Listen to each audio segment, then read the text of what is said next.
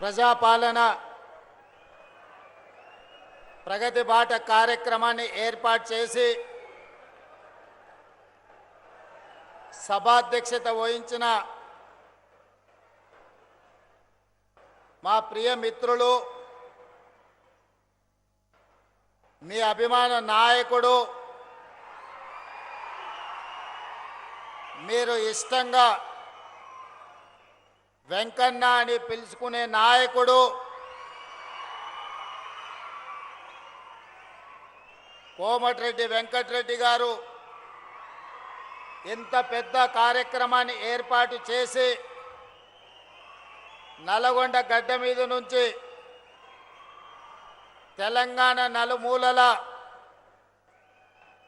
13,000 కోట్ల రూపాయలతో 6,300 కిలోమీటర్ల R&B రోడ్ల పనులను ఈనాడు శంకుస్థాపన కార్యక్రమాన్ని ఏర్పాటు చేసి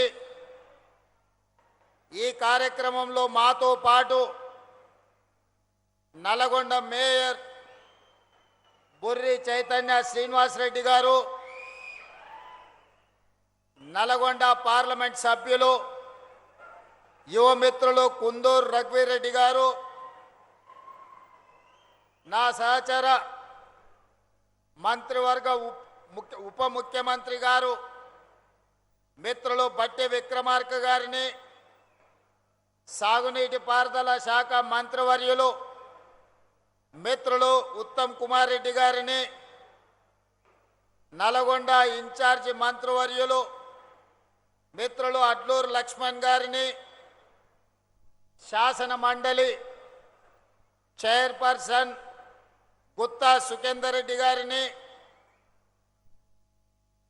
భువనగిరి పార్లమెంట్ సభ్యులు మిత్రులు చామల కిరణ్ రెడ్డి గారిని,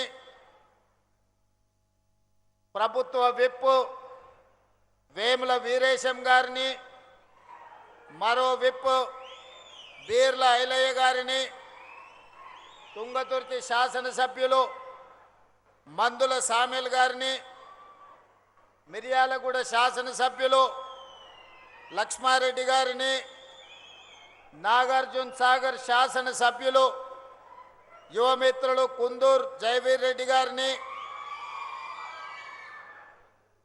దేవరకొండ శాసనసభ్యులు మీ అందరికీ ఆప్తుడు బాలు నాయక్ గారిని, అదేవిధంగా శాసన మండలి సభ్యులు శంకర్ నాయక్ గారిని, మరో శాసన మండలి సభ్యులు నెల్లికుంట సత్యం గారిని, మరో శాసన మండలి సభ్యులు పెద్దలు కోటిరెడ్డి గారిని, అదేవిధంగా మా సోదరిమణి కోదాడ శాసనసభ్యురాలు ఉత్తమ్ పద్మావతి రెడ్డి గారిని, అదేవిధంగా కార్పొరేషన్ చైర్పర్సన్ గుత్తా అమిత్ రెడ్డి గారిని, మల్రెడ్డి రామరెడ్డి గారిని, వివిధ ప్రజాప్రతినిధులను, ప్రభుత్వ అధికారులను, వెంకన్న కుటుంబ సభ్యులైన మీరు వేలాది మంది ఇక్కడికి తరలి వచ్చి మీరు అండగా నిలబడి ప్రజాపాలనకు ఈ ప్రభుత్వానికి మీ ఆశీర్వాదం ఉన్నది.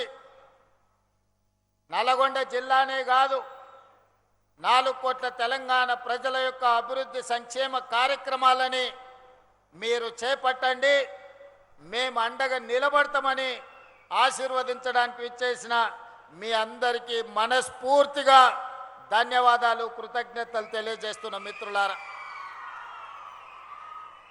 మిత్రులారా, ఈ సందర్భంగా ఒక అంశాన్ని నేను ప్రత్యేకంగా ప్రస్తావించదలుచుకున్నా.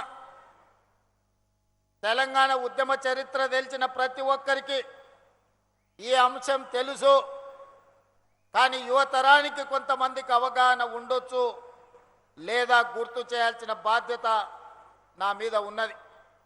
ఆనాటి తొలి తెలంగాణ ఉద్యమంలో, తెలంగాణ రాష్ట్ర సాధన పోరాటంలో మంత్రి పదవి త్యాగం చేసి మళ్ళీ తెలంగాణ రాష్ట్రం వస్తేనే బాధ్యత తీసుకుంటాని త్యాగం చేసిన కొండా లక్ష్మణ్ బాపూజీ ముందు వరుసలో ఉంటే మళ్ళీ తెలంగాణ ఉద్యమంలో మంత్రి పదవిని రాజీనామా చేయడమే కాదు, నల్లగొండ గడ్డ మీద నుంచి ఆమరణ నిరాహార దీక్ష చేసి ఆరోగ్యం దెబ్బతీసుకొని ఈనాటికి తన ఆరోగ్యాన్ని సంపూర్ణంగా కోలుకొని ఈనాడు తెలంగాణ రాష్ట్రంలోనే మళ్ళీ మంత్రి పదవి చేపట్టిన కోమటిరెడ్డి వెంకటరెడ్డి గారు ఈ నల్లగొండ జిల్లా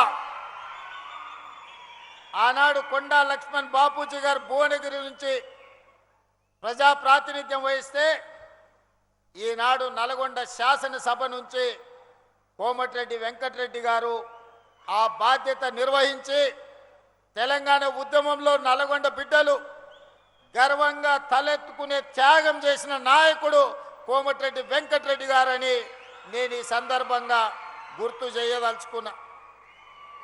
మిత్రులారా, టిఆర్ఎస్ నాయకులు పదే పదే చెప్తుంటారు, మేము త్యాగాలు చేసినాము, త్యాగాల పునాదుల మీద మేము అధికారంలోకి వచ్చినామని. నేను అడగదలుచుకున్న వాళ్ళను, వాళ్ళకు భజన చేసే వాళ్ళను, త్యాగం అంటే రాజీనామాలు చేయడం, ఎలక్షన్ తేవడం, కలెక్షన్ చేసుకోవడం, అదేనా మీ త్యాగం అని నేను అడుగుతున్నా. మరి ఒకవేళ త్యాగమే అదైతే 69 తొలి తెలంగాణ ఉద్యమంలో మంత్రి పదవిని త్యజించి చనిపోయే వరకు తిరిగి బాధ్యత చేపట్టని కొండా లక్ష్మణ్ బాపూజీ గారు చేసిన త్యాగాన్ని త్యాగమనాలా, ఏమనాలో మీరు చెప్పండి. మలి ఉద్యమంలో కోమటిరెడ్డి వెంకటరెడ్డి గారు రాజీనామా చేసి తిరిగి తెలంగాణ రాష్ట్రంలోనే మంత్రి పదవి తీసుకున్నాడు కదా, మరి దీన్నేమనాలి? మీరు ఎలక్షన్ కలెక్షన్ సెలక్షన్ మీద తిరుగుతుంటే పదవి త్యాగం చేసి తెలంగాణ రాష్ట్రంలోనే మీరు అండగా నిలబడ్డప్పుడే మంత్రి పదవి చేపట్టిన ఎంకన్న త్యాగాన్ని ఏమనాలి అని నేను అడుగుతున్నా.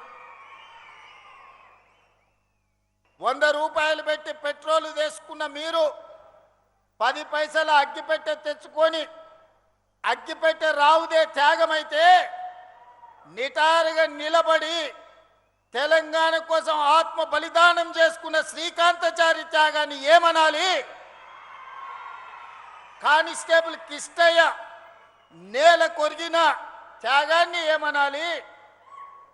ఉస్మానియా యూనివర్సిటీ గేట్లని తన్ని వీర మరణం పొందిన యాదయ్య త్యాగాన్ని ఏమనాలి? ఒక ఈశాన్ రెడ్డి, ఒక వేణుగోపాల్ రెడ్డి త్యాగాన్ని ఏమనాలి? 100 రూపాయల పెట్రోల్ మీద చల్లుకొని 10 పైసల అగ్గిపెట్టె తెచ్చుకొని అగ్గిపెట్టె రావు, నువ్వు 10 ఏళ్ళు మంత్రిగా ఉంటావు, ఆర్థిక మంత్రిగా ఉంటావు, సాగునీటి పారుదల శాఖ మంత్రిగా ఉంటావు, 1000 కోట్ల రూపాయలు నువ్వు దోసుకుంటావు.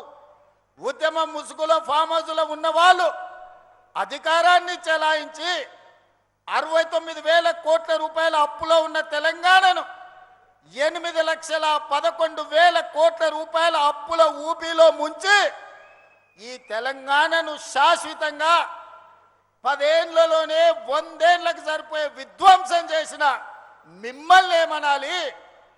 మీ త్యాగాలను ఈరోజు తెలంగాణ ప్రజలు ఇంకా భరించాలనా? మీ దోపిడీని తెలంగాణ ప్రజలు ఇంకా సహించాలనా అని నేను అడుగుతున్నా. నేను అడగదలుచుకుని వేదిక మీద నుంచి నిన్న మొన్న చూస్తున్నా, ఇద్దరు తొడేళ్లలాక తెలంగాణ మీద పడి తిరుగుతున్నారు. బావమరుదులు ప్రజలందరూ కోరుకుంటున్నారు, మా ప్రభుత్వం రావాలి అని చెప్తున్నారు. ప్రజలు ఎవరు కోరుకుంటలేరు, మీ కుటుంబం కోరుకుంటుంది. మీ దోపిడీ దొంగతనాలలో మీకు అండగా నిలబడ్డ వాళ్ళు కోరుకుంటున్నారు. ఇవాళ ప్రజాపాలన వచ్చి ప్రజలలో చైతన్యం వచ్చి ప్రజలు సంక్షేమ అభివృద్ధి పథకాలను ఈరోజు అనుభవిస్తుంటే వాటిని చూసి అసూయపడుతున్న వాళ్ళు ఎవరైనా మిమ్మల్ని కోరుకుంటున్నారేమో కానీ ఈ తెలంగాణ సమాజం మిమ్మల్ని, మీ కుటుంబాన్ని శాశ్వతంగా సామాజిక బహిష్కరణ చేపట్టినరు. ఇంకా భవిష్యత్తులో మీకు పదవి అనేదే ఉండదు.